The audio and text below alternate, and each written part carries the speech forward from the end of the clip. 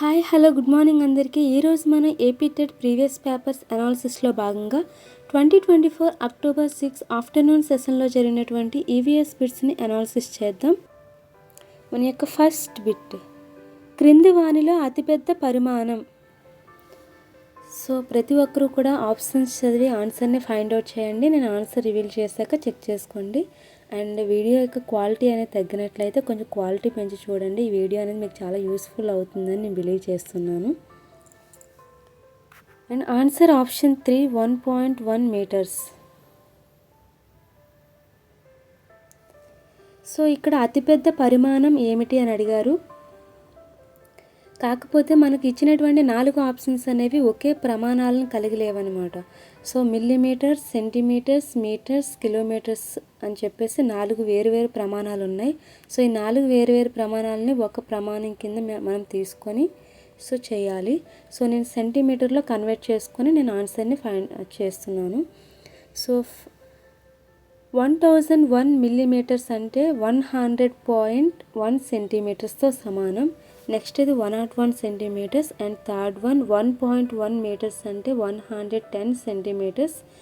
And ఫోర్త్ది 0.01 kilometres అంటే 1 metre అంటే 100 సెంటీమీటర్తో సమానం. సో వీటన్నిటిలో కూడా 1.1 అంటే 110 సెంటీమీటర్స్తో అతిపెద్ద పరిమాణాన్ని కలిగి ఉంది. కాబట్టి ఆప్షన్ 3 అనేది right answer. And next question, విద్యుత్ అయస్కాంత ఫలితంపై ఆధారపడి పనిచేసే పరికరం. ఆన్సర్ ఆప్షన్ 3 విద్యుత్ గంట. నెక్స్ట్ క్వశ్చన్, ధ్వని తీవ్రతకు ప్రమాణం ఏది? Answer option 2 decibel. Next question, వాహనాల్లో పెట్రోల్ అండ్ డీజిల్కు ప్రత్యామ్నాయంగా వాడదగిన ఇంధనం. Answer option 3 CNG. CNG compressed natural gas. దీన్ని సంపీడ్య సహజ వాయువు అని కూడా పిలుస్తారు. And next question,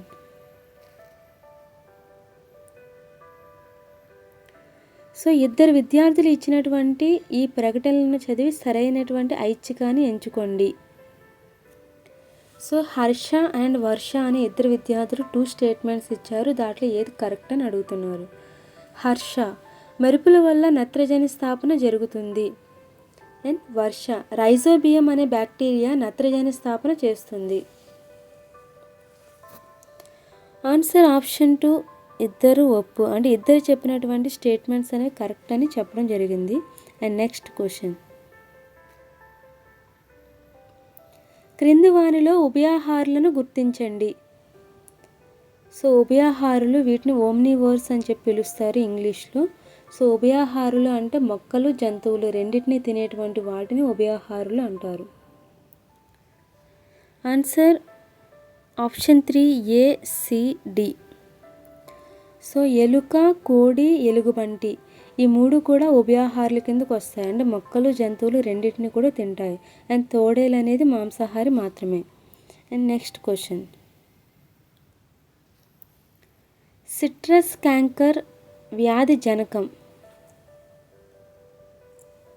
answer option 1 bacteria. And next question, అవాయు శ్వాసక్రియ జరుపునివి అంటే ఈ క్రింది వాటిలో ఏవి అవాయు శ్వాసక్రియను జరపదు అని అడుగుతున్నారు. ఆన్సర్ ఆప్షన్ 4 మొలకెత్తే విత్తనాలు. సో ఈస్ట్లు, మానవ కండరాలు, బ్యాక్టీరియా ఇవన్నీ కూడా అవాయు శ్వాసక్రియను జరుపుతాయి. అప్పుడప్పుడైనా సరే జరుపుతూ ఉంటాయి. అండ్ నెక్స్ట్ క్వశ్చన్, కప్పలో రూప విక్రియను నియంత్రించే hormone. Answer option 4 thyroxine. And next question, వాతావరణ మార్పులపై ప్రజలకు అవగాహన కల్పించి 2018లో ఐక్యరాజ్య సమితిలో వాతావరణ మార్పుపై ప్రసంగించిన స్వీడన్కు చెందిన పర్యావరణవేత్త ఎవరు? Answer option 2 Greta Thunberg. So ఇదే క్వశ్చన్ని ఇంకొక విధంగా కూడా ప్రీవియస్ పేపర్స్లో అడిగారు. సో గ్రెటా థన్బర్గ్ అనే పర్యావరణవేత్త ఏ దేశానికి చెందినవారు అని అడిగారు. ఆన్సర్ వచ్చేప్పుడు స్వీడన్ అనేది మీరు పెట్టవచ్చు. నెక్స్ట్ క్వశ్చన్, కుమ్మరి ఎండిన కుండలను దేనిలో కాల్చుతాడు? ఆన్సర్ ఆప్షన్ 4 కొలిమి. నెక్స్ట్ క్వశ్చన్,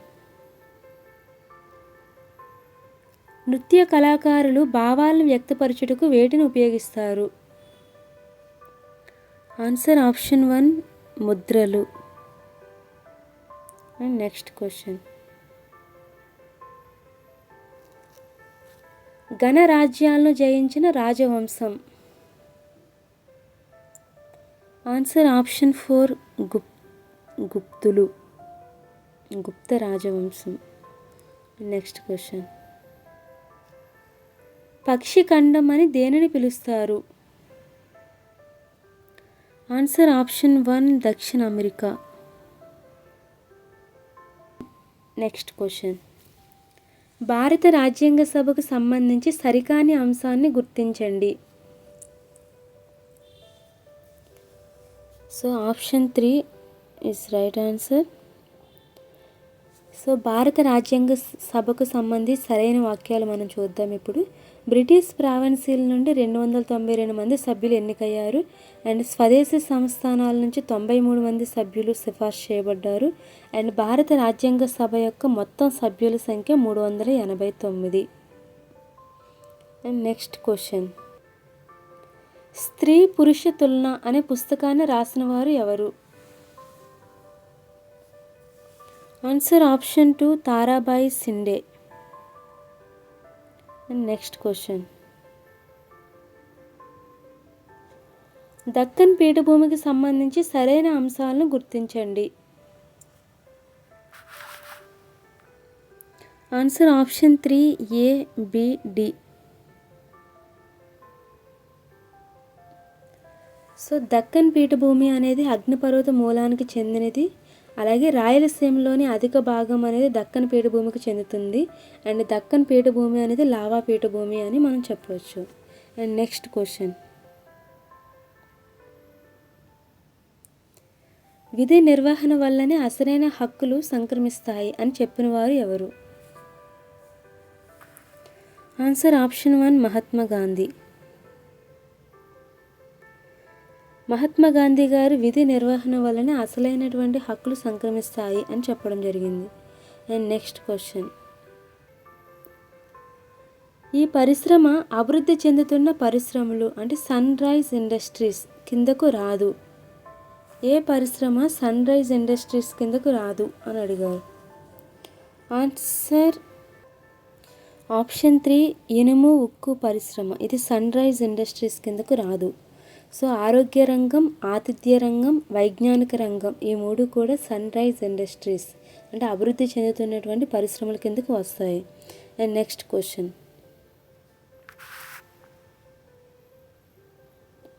అక్బర్ తన యొక్క సామ్రాజ్యాన్ని ఈ క్రింది విధంగా విభజించారు.